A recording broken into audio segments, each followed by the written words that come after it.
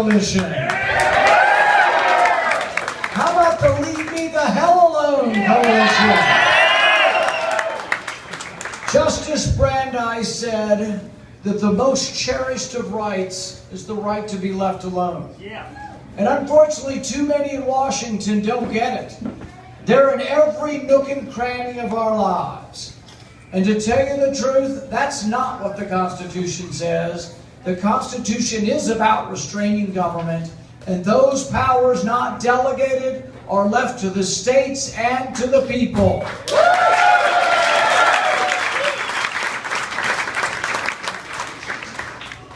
Now, are we doing the 10-hour speech or the 9-hour? Let's hear both. I was pretty excited about this because I've been for a long time saying the Patriot Act went way too far. In fact, when they call something the Patriot Act, you have to wonder what's up, because usually it's the opposite of what they're trying to tell you. But the Patriot Act said that in our fear, we're going to give up on the Bill of Rights and we're going to have a lower standard so we can catch terrorists. But the thing that happened along the way, and the thing that many of us worried about, is it turns out that it wasn't being used on terrorists, it was being used on all the rest of us. We took down our ally. And I've said time and again, I'm not against looking at the records of terrorists. I want to look at more records of terrorists, but you don't get there by indiscriminately looking at all the records of all Americans all the time.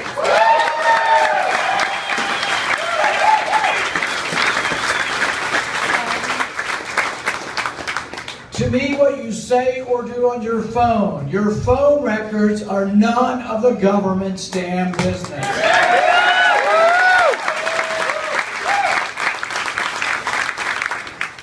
Now the other side will say, oh, we're just collecting them, but we're not looking at them. So here's what I'm thinking. One, we don't know whether to trust them because they were telling us they weren't doing it in the first place. But two, even if we were to trust them that they're not looking at their phones. We fought the revolution because we were unhappy that British soldiers were writing the warrants, coming into any colonist's house and collecting their papers. What if the British soldiers said, oh, we're just taking your papers, but we're not going to look at it? The breach of your privacy is the moment they enter your house, the moment they take your records. That's when the breach comes, and it ought to stop now.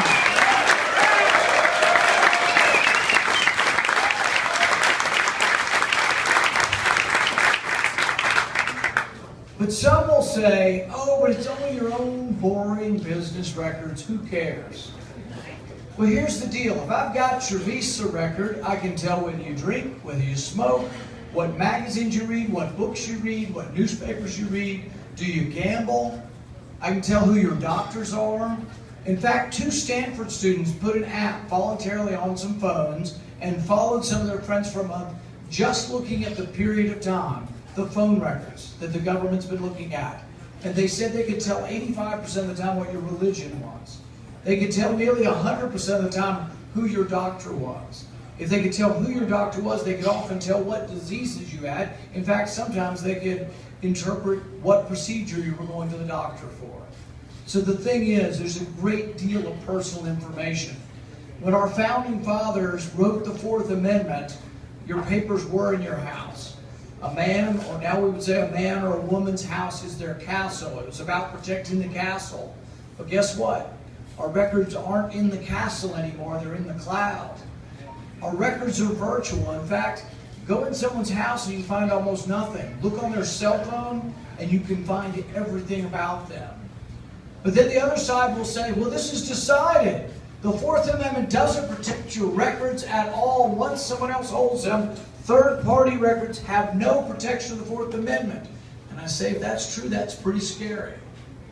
There was a case in 1979, Maryland versus Smith, and they did rule in one case for one person that the phone records weren't protected. But it wasn't unanimous. And I think what's most interesting about our republic is read the dissents in the Supreme Court decisions. Some of the most famous dissents are what ultimately became the law. Plessy versus Ferguson was about separate but equal. None of us accept that anymore. Justice Harlan wrote in the dissent, and he was one of only three, he wrote that the Constitution is colorblind. The Constitution doesn't support a caste system. And he was right. But the court was wrong for 50 years.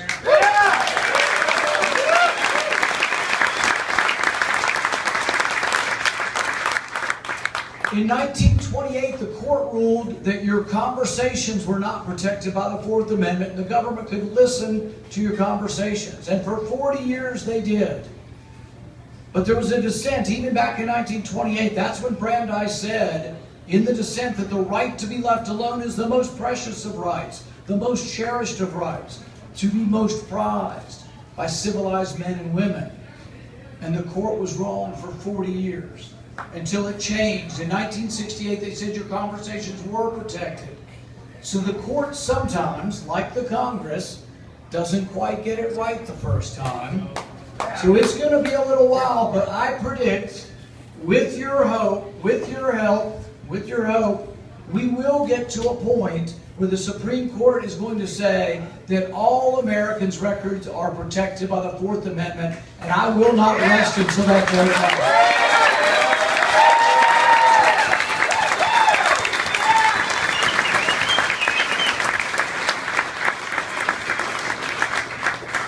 Some are saying that we can't win again. There are 18 states we haven't won in 30 years. Some are saying Republicans can't win again unless we dilute our message, unless we become more like the Democrats. Raise your hand if you think that's the strategy. I think it's absolutely the opposite. I think we need to be more boldly for what we are for.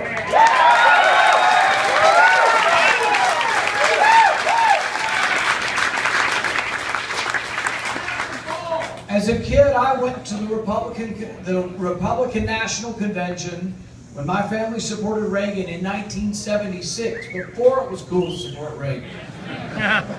But what I remember hearing clearly from Reagan was that he was for lowering taxes, lowering tax rates, and giving the money back to the people because that's where the jobs are created.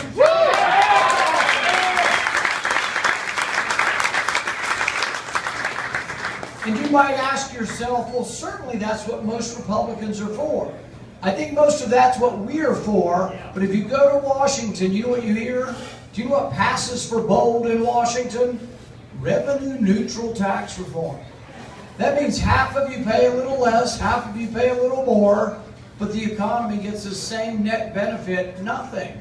It means the same amount of money would flow to Washington.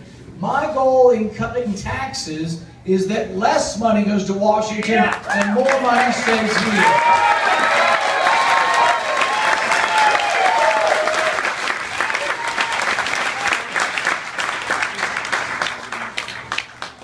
The Lord's Prayer, 66 words long. Gettysburg Address is 266 words long. The Declaration of Independence is 1,322 words long. But the regulations for the sale of cabbage are 26,000. President Obama has added 25 million words to EPA regulations, and I have not been allowed to vote on one of them. It's all going around us. People say, what's the worst thing the president has done? And I say, how long do you have? But if you want to sum it all up and you want to put it in one category, it's that the president has presided over and encouraged the collapse of the separation of powers. Yeah, agreed. The power is being taken away from Congress, and Congress has been giving it up probably for 100 years or more. But under this president, once we gained control of Congress, he realized he wasn't getting his way anymore. He just started grabbing up more and more power. Whether it was on immigration, or health care, or war, or privacy, everything, he just kept collecting and collecting more power and doing what he wants.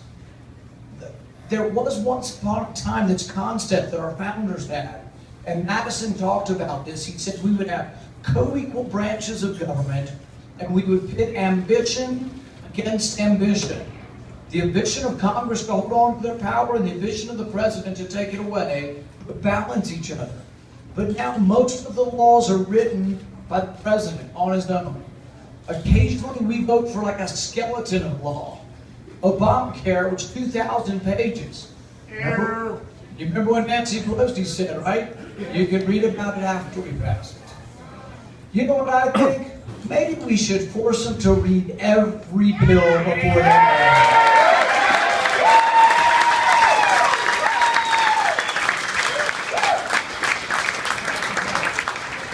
And there's a couple of different ways you could do that. You could have them sign a statement swearing that they read the bill. Yeah. But if you start out with a group of dishonest people, I'm not sure the affidavit will be worth the paper it's written on. So what I've decided is we need a more objective way of holding the bills up so they're read. So I've said what we should do is pass a law that says we have to wait 1 day for every 20 pages of legislation.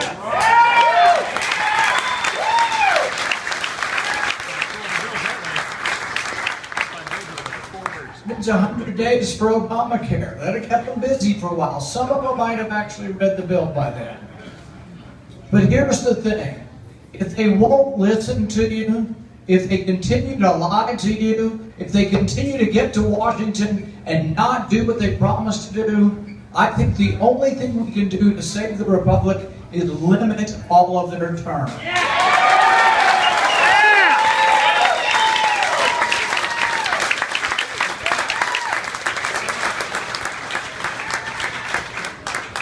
How simple is our message?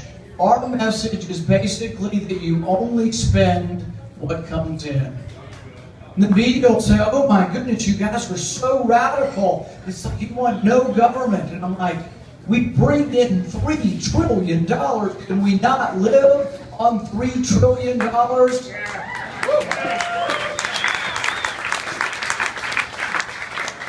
How far away are we from a government that would only spend what comes in? Well, since I've been up there, we've added probably $7-8 trillion. I think by the time President Obama's done, he will have added more debt than all the previous presidents combined. It is out of control. We're borrowing $1 million every minute. To me, it makes no sense to borrow money from China to send it to Pakistan.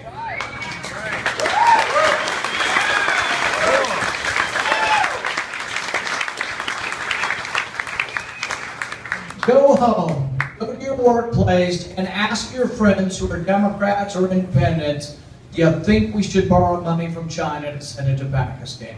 Do you think we should be paving the roads of Pakistan and ignoring the problems we have here? You'll get an 80 to 90% hell no.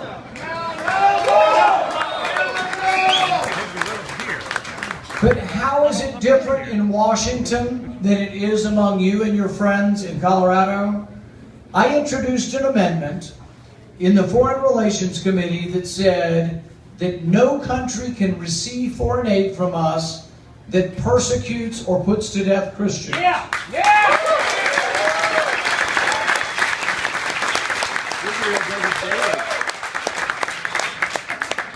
I'm guessing if we put that on the ballot in Colorado, it gets 90%.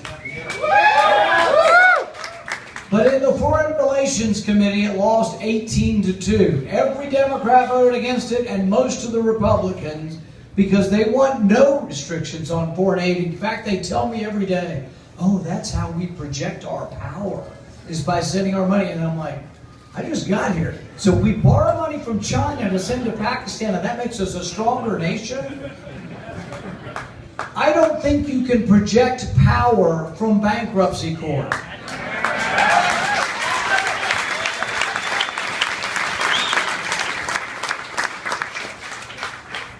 We will have a full-throated debate over these issues coming up.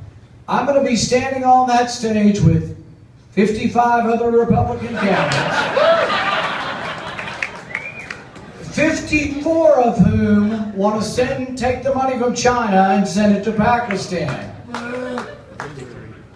the majority of whom also want to send our young men and women to every misbegotten place on the planet thinking we can cure the problems of every civil war on the planet. And here's the thing. They are the ones that are completely in agreement with President Obama and Hillary Clinton. Hillary's war in Libya was a disaster for us. Hillary's war in Libya was a disaster. They toppled Gaddafi, and we got chaos and the rise of radical Islam, and we're more at risk for attack than we ever have been. Hillary should be in jail.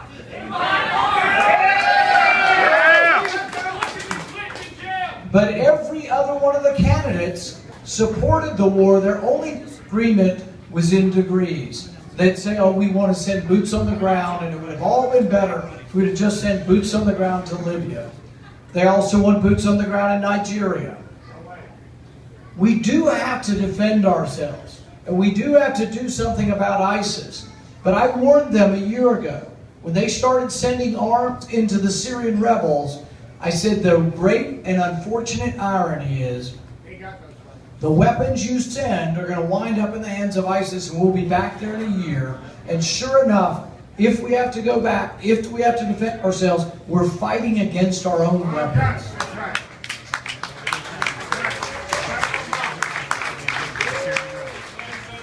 They asked one of the other candidates, and I don't want to name any names, but the former governor from Florida,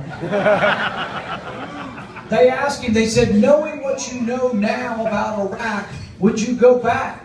And his initial gut response was yes. What a dumbass. And it's like, have we not learned anything? Have we not learned anything? Hussein was an enemy of Iran. With Hussein gone, Iran is stronger. With Hussein gone, Iran has troops in Iraq.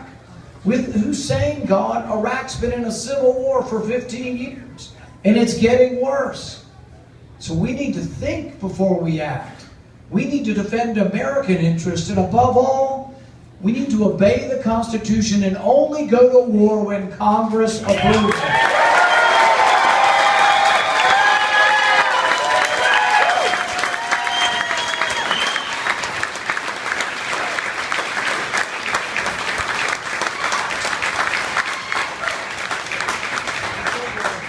If we want to be a big enough party to win elections, if we want to be the national party that can win in a landslide like Reagan did in '84, we have to be a more diverse party. We have to bring new people in.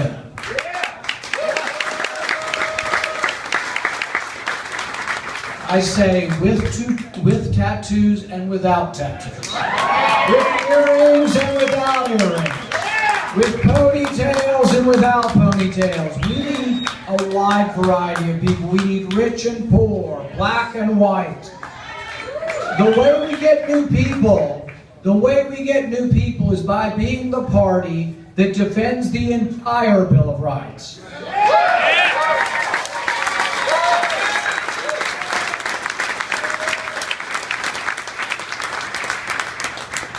We're pretty good on the First Amendment. We're really good on the Second Amendment. In fact, probably 50 out of the 54 candidates will be good on the Second Amendment.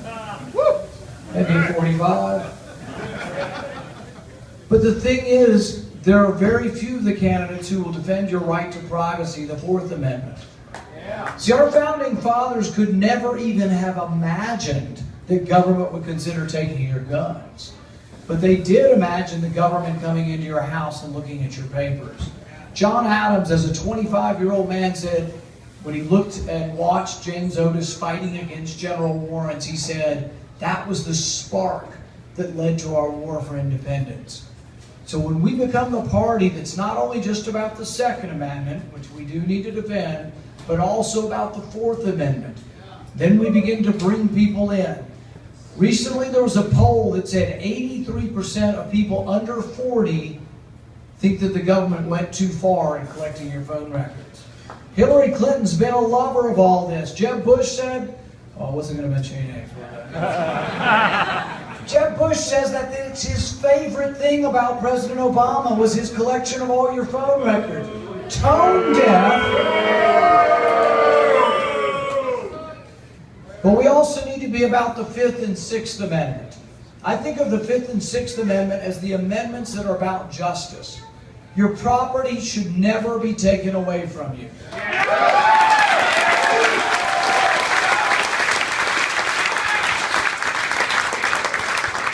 Your property can be taken in many ways. Your property can be taken by regulations that are so cumbersome that you can't use your property anymore. Regulations so cumbersome that you can't make a profit in your business anymore. That's a regulatory taking of your property. But they've also done it through eminent domain. This is another Supreme Court case where they completely got it wrong. Kelo versus New London, they said a woman's condo could be taken and given to somebody else because somebody else paid more in taxes. They essentially codified the idea that someone could take your church and give it to a store because your church doesn't pay taxes and a store will pay more taxes. It essentially became this sort of balancing act that you really don't have property rights. It's what the government says is your property when the government adds everything up. It's a big problem. One of the best dissents of the last 20 or 30 years was Justice O'Connor's dissent in the Kelo case. Hopefully one day we get that right and we reverse that. But there's another way the government takes your property, and it happens a little bit at a time. Sometimes in bigger amounts, but sometimes smaller amounts. And this is called civil asset forfeiture. You can be driving down the road and the government stops you for an unsafe lane change. Do you have any money? Yes, I've got $1,000. I'm going to the dentist to get my tooth fixed. Give it to me. Why? Because I said so. But then you can negotiate. They'll say, well, if you'll sign this statement, we'll give you half back if you promise not to sue us for the other half. That sounds more like highway robbery than it does for a little war. Sounds like blackmail. Christos Soravelos was a guy in Philadelphia. His teenage son was selling drugs out of the house and sold $40 worth of drugs. Did they punish the kid? Yeah. But what they really did is they punished the dad. They took their house. Now, if your kid's involved with drugs and you don't want them to be, do you think it's easier or harder if the government takes your house away from you? Harder! Civil asset forfeiture allows your property to be taken without a conviction. So I have a bill that says something very simple that I thought we all agreed on. That you are innocent until proven guilty.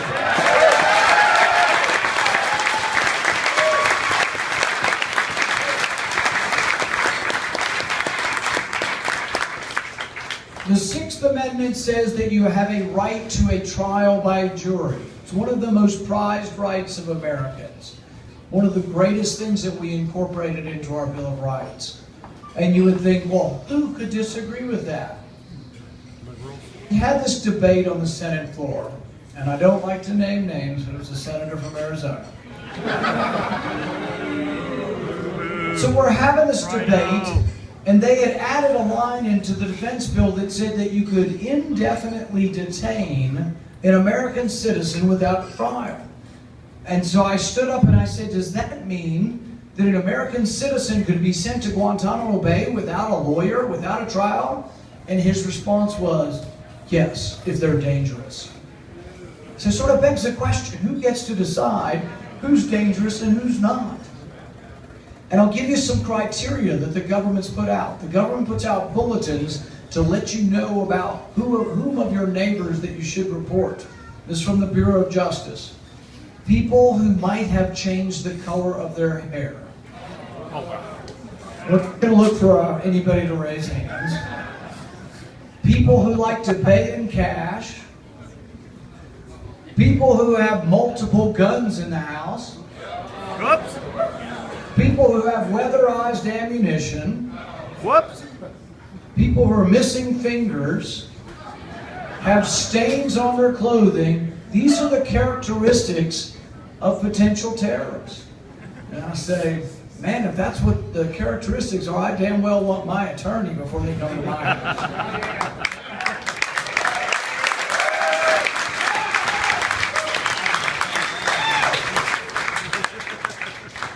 But the other reason you want want an attorney is because mob rule, the public majorities, they don't always get it right.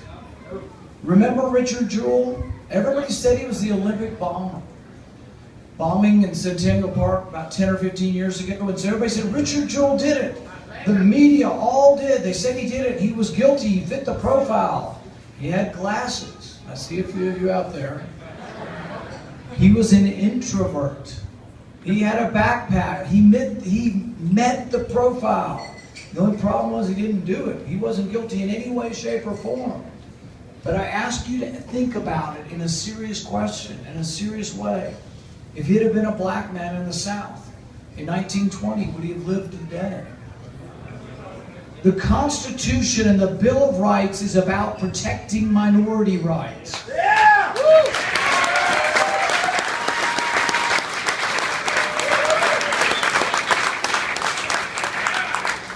You can be a minority because of the color of your skin or the shade of your ideology. You can be a minority because you choose to teach your kids at home. You can be a minority because you're an evangelical Christian, or because you're Jewish, or because you're LDS. You can be a minority for a lot of reasons.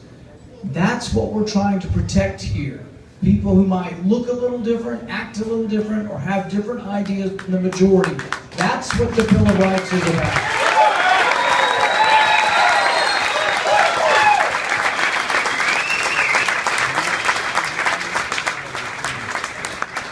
The Sixth Amendment also says that you get a speedy trial. Khalif Browder was a 16-year-old black kid from the Bronx. He was accused of a crime, and he was put in jail on Rikers Island for 3 years without a trial. For 2 years, he was in solitary confinement. They've now released video of him being beaten by both guards and gang members in the prison. He was never, ever tried. He tried to commit suicide several times, and in the last couple of weeks, he actually was successful and killed himself. I don't know what happened to him in prison, but I can't imagine that happening to my kid. And when we see the anger in the streets, when we see people, and there is no excuse for rioting, I'm not excusing it, but when you see how unhappy and how angry people are, and you say, I can't understand this, why are people doing this? At least think about what it would be like if you were Khalif Browder's friends, brothers or sisters or parents, and you were kept in prison for 3 years without a trial. And what I'm trying to say is if we become the party of the entire Bill of Rights, if we become the party that believes in the Sixth Amendment as much as the Second Amendment, we are going to win every election and we are going to sweep down.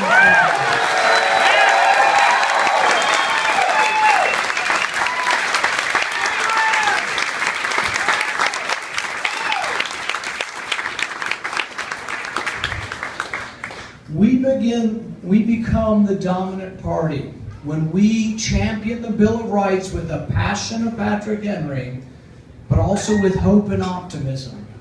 There was a painter by the name of Robert Henry, and he said to young painters, he said, paint like a man coming over the hill singing. And I love the exhortation. I love the idea of painting like a man coming over the hill singing, that optimism, that hope and that optimism.